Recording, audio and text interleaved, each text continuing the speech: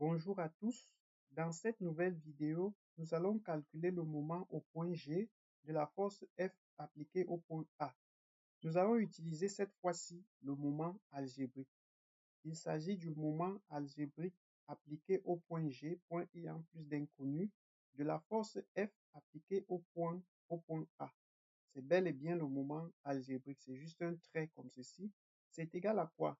À plus ou moins, les signes ci dépendent du sens de rotation, multiplié par une distance d, qui est la distance, perpendiculaire au support de notre force, passant par le point d'application du moment. Donc cette distance-là, la voici. C'est cette distance-ci qui est perpendiculaire au support de notre force-ci. C'est cette distance-là qui est ici, qu'on l'appelle la distance D. C'est une distance qui est perpendiculaire au support de notre force, passant par le point d'application du moment. Et puis, on multiplie donc par le module de notre force, qui est le module de la force FA. Voilà la formule pour calculer le moment algébrique. Alors, c'est égal à quoi? Nous allons placer nos sens. Dans ce sens, c'est le sens positif. Et lorsqu'on tourne dans ce sens, c'est le sens négatif.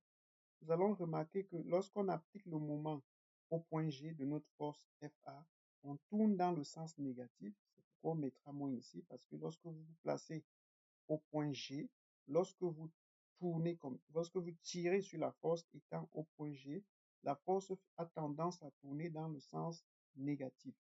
Donc, moins 50, qui est la distance D, qu'on a donné 50 mm, multiplié par la norme de FA, qui est FA tout simplement.